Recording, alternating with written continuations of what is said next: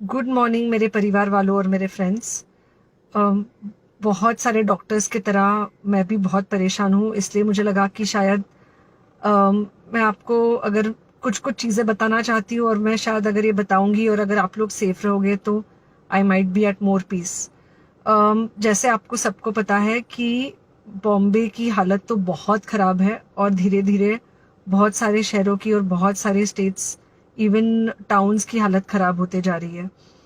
बॉम्बे की हालत तो इतनी ख़राब है कि हमारे हॉस्पिटल्स में आईसीयू बेड्स वेटिंग पे है, पेशेंट्स के लिए बेड्स नहीं है।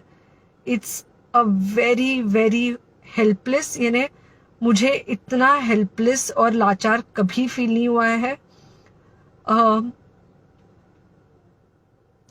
We have to literally manage patients at home with oxygen, and this is not something we are enjoying.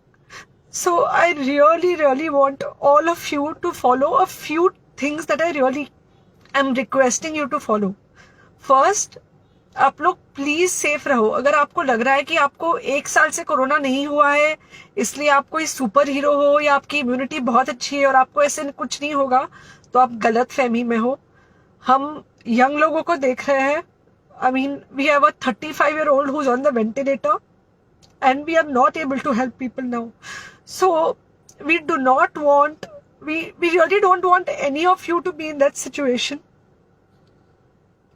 So sorry,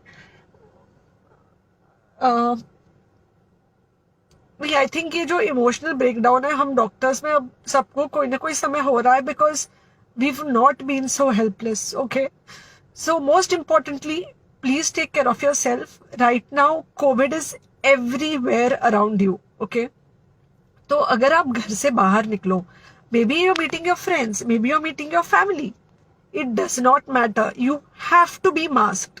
okay, just because आपको अभी 1 साल से कोरोना नहीं हुआ है या आपको पिछले साल कोरोना होकर जा चुका है, इसका मतलब ये नहीं है कि आपको वापस कोरोना नहीं हो सकता। You can still get Covid.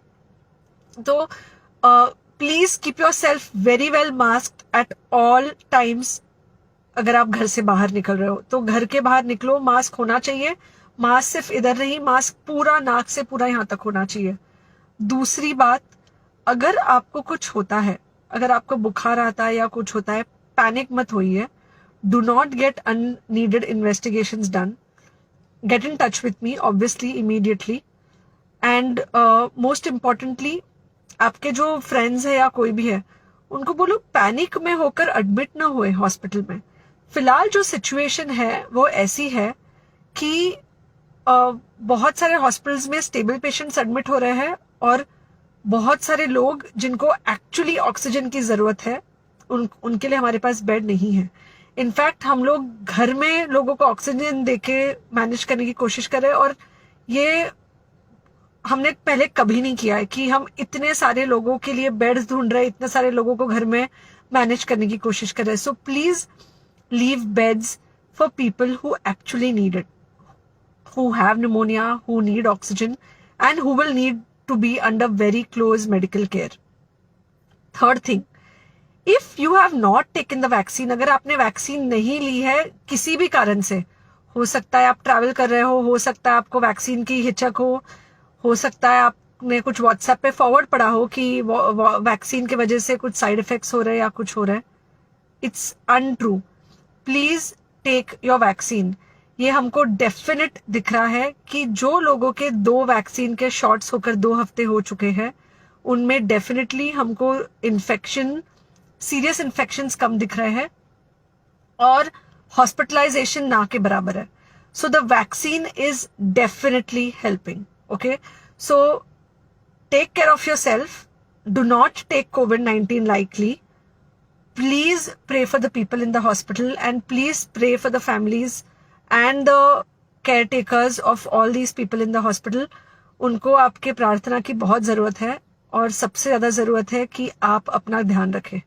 Okay, and बस घर पे रहो। आप कुछ हफ्तों तक सिर्फ घर पे रहो जब तक हम ये सिचुएशन ऐसे हैंडल कर सके कि हम एटलीस्ट कुछ हो जाए तो हम हॉस्पिटल में पेशेंट्स को ले सके। फिलहाल हालत ऐसी है कि डॉक्टर्स और डॉक्टर्स के रिलेटिव्स को भी नहीं मिल रहा है बेड, तो आप सोचिए कि it's an absolutely helpless situation.